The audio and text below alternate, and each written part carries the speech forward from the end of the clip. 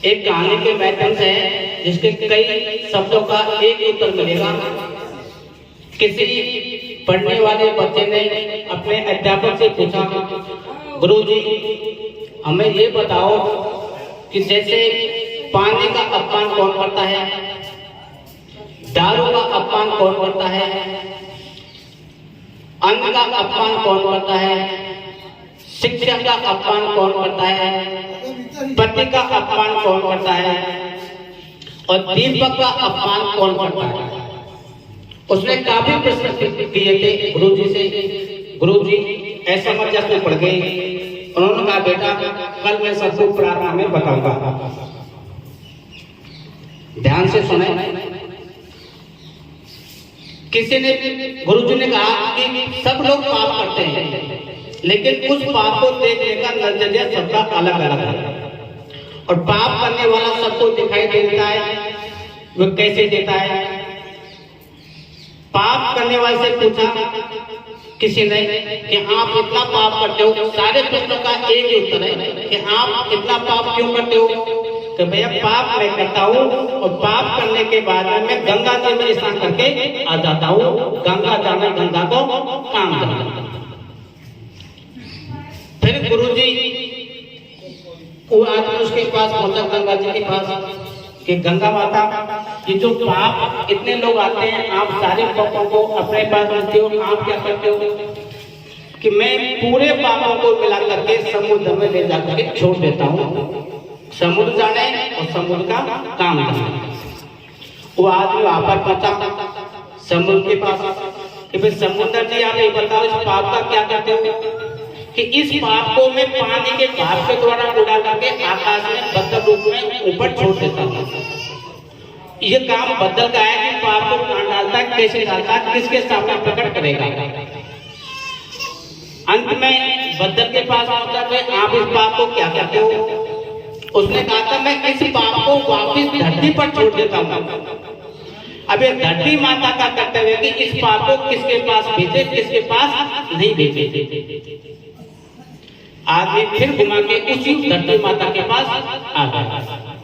धरती माता ने कहा जो भी पानी मेरे पास आता है उस पानी को मैं धरती के अंदर समा देता हूँ और बिल्कुल बंद करता हूँ, किसी को दिखाई नहीं देता पानी गंदा है या साफ। लेकिन जिसके बैग में जो पानी दिखा है उस पानी को वहां से बाहर निकालेगा। कोई तो 10 बाल्टी से स्नान करेगा, उसका अपमान वैसे कर देगा, जबकि चाहिए नहाने के 2 बाल्टी। कोई गटर में 5 लीटर पानी चाहिए, 10 लीटर डाल देगा। कोई नल को खुला छोड़ देगा।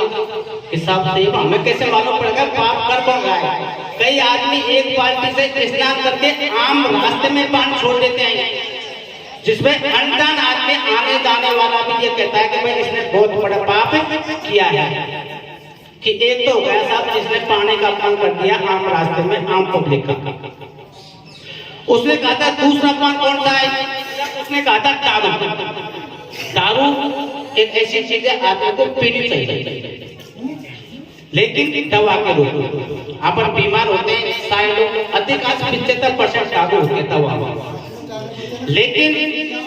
लेकिन उसका पीने के बाद में दुरुपयोग करता है, वो भी दारू दिखाते हैं गाँव में।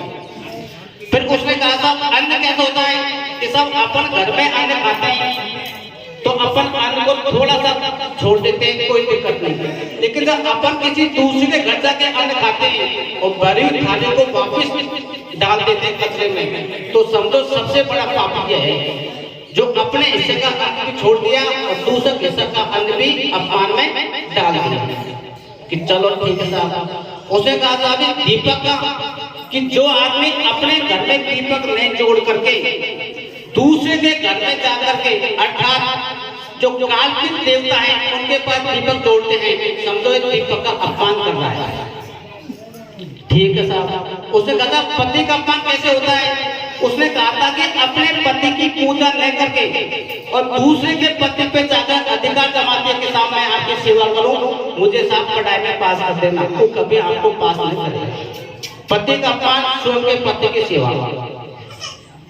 उसने कहा साहब आगे चलो साहब शिक्षा का क्या हुआ।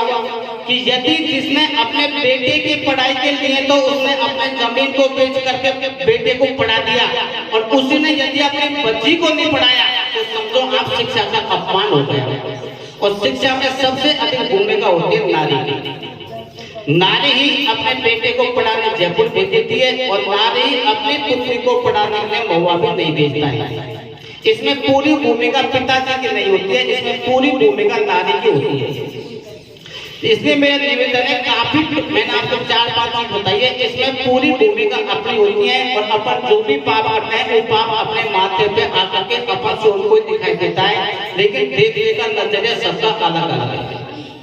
अपन सुबह से अपन सत्संग कर रहे हैं, लेकिन यदि किसी ने कुछ भी 2-4 शब्द का यदि मंथन किया है, उसमें आप उतरो, आपकी नैया आपके कर कमलों द्वारा प्राप्त होगी। किसी के दूसरे के कहने से आपका भवसागर पार नहीं होगा। आपका भविष्य आपके हाथ में है। यदि आप कुल्हाड़ी से पेड़ को काट दे तो पेड़ ये कहता है कि भैया कुल्हाड़ी का कोई दोष नहीं है, क्योंकि कुल्हाड़ी तो लोहे की है, लेकिन इसमें जब वो काट कर रहा है तब पेड़ ये कहता है कि भैया इसमें पैसा तो अपने लगा हुआ है। यदि कुल्हाड़ी में पैसा लगने का नहीं होता तो कोई पेड़ को काटने वाला आज तक पैदा नहीं होता। इसलिए मेरा निवेदन है, कृपया आपको जो दिखाई दे उसमें आप सुधार करें, और आपका सुधार ही देश का सुधार है। आप देश की और गांव की बिल्कुल मत सोचिए, आप अपना खुद का ही विचार को बदलिए, खुद का ही मंथन करिए मैंने से आपको क्या किया, और आपको भगवान ने दोबारा भगवान ने मानता हूँ प्रकृति को जल थल वायु अग्नि आकाश 5 तत्व ही भगवान है। यदि आपने 5 तत्वों का सहयोग करके आगे बढ़े तो आपको कोई भी भगवान की पूजा करने की आवश्यकता नहीं है। 5 तत्व ही ईश्वर है। आप शाम के आराम से सोइए, सुबह उठते उठते उस परम पिता परमेश्वर को याद कीजिए। प्रकृति आपके दया से मैं आज सुबह यहाँ पर खड़ा हो गया, क्या पता रात में चल बसता। तो प्रकृति को नमन कीजिए, और प्रकृति ही सब चीजों का मंथन है। माता पिता गुरु से सब में प्रकृति आ जाती है। प्रकृति का सहयोग कीजिए, बड़े बड़ों का मान सम्मान कीजिए, आए हुए अतिथि का सम्मान कीजिए, और ये पूरे काम होते नारी के ऊपर ही होते हैं। जिस घर में नारी का सम्मान है समझो वे घर आगे बढ़ रहा है। मैं छोटी सी बात और चाहता हूँ, जब कोई अध्यापक यदि पत्नी की बात को मान जाते हैं तो यह कहते हैं मैं बीबी का गुलाम है। नहीं, नारी का सम्मान करो। चर्चा आपकी जब भी होगी जब आप नारी का सम्मान कर रहे हो। यदि आप नारी का सम्मान नहीं करोगे तो आपकी कहीं भी चर्चा नहीं होगी। धन्यवाद साहब, बात बुरी लगे छोड़ देना, अच्छे लगे ध्यान करना।